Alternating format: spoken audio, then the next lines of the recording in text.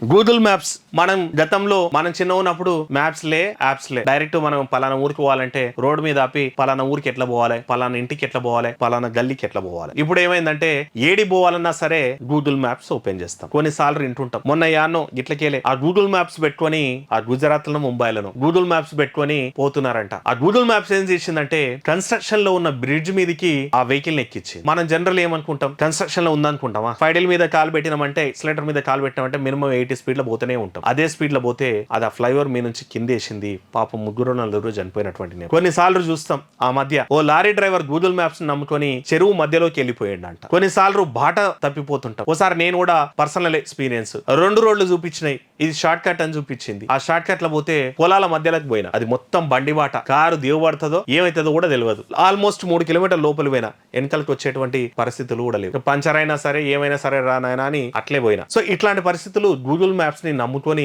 జరుగుతుంటాయి. అట్లాంటి చేదు అనుభవే ఇక్కడ వీళ్ళకైతే జరిగిందంట. ఇక వాళ్ళు ఏం చేశారంటే బీహార్ చెందినటువంటి ఓ ఫ్యామిలీ గోవాకి పోదామని చెప్పేసి కాలర్ బయలుదేరిందంట. ఆ బీహార్ వాళ్ళకి గోవా రూట్ మొత్తం తెలిసి ఉంటుందా, తెలియదు కదా. ఆ గూగుల్ మ్యాప్స్ నమ్ముకొని పోతూనే ఉన్నారంట. కర్ణాటక ఎంటర్ అయిన తర్వాత అదేం చేసిందంటే ఆ గూగుల్ మ్యాప్ అనేటువంటిది దట్టమైన అడవిలోకి తీసుకుపోయిందంట. ఓ 6-8 కిలోమీటర్ల లోపల తీసుకుపోయింది. అడవిలోకి పోయినాక వాళ్ళకి అప్పుడు అర్థమైంది మనం బాట తప్పినామని చెప్పేసి. ఎవరికైనా ఫోన్ చేద్దామంటే సిగ్నల్స్ లేవు, డీప్ ఫారెస్ట్ అది. ఇక మిడ్ నైట్ నుండి పొద్దుటి వరకు ఆ కాలరని వండుకొని బిక్కు గడిపినరంట. పొద్దున లేచినాక చూస్తే మొత్తం అడివే, ముందర బాట లేదు. దాదాపు 3-4 కిలోమీటర్ల దూరం నడుచుకుంటూ పోయినరంట కార్ ఆపాడ. లక్కీగా ఆ 3-4 కిలోమీటర్ల దూరం పోయిన తర్వాత సిగ్నల్ వచ్చిందంట.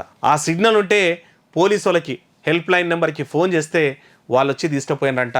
ఇట్లా గూగుల్ మ్యాప్స్ని నమ్ముకొని పోతే తెలియని బాటల్లా. ఇంకోటి, రాత్రిపూట జర్నీ చేసేటప్పుడు తస్మస్ జాగ్రత్త. ఒకవేళ వాళ్ళు అట్లే కన్ఫ్యూజ్ అయిపోయింటే, లేకపోతే ఏమన్నా అది మొత్తం దట్టమైన అభయారణ్యం అంట, క్రూర జంతువులు ఉండేటువంటిదంట.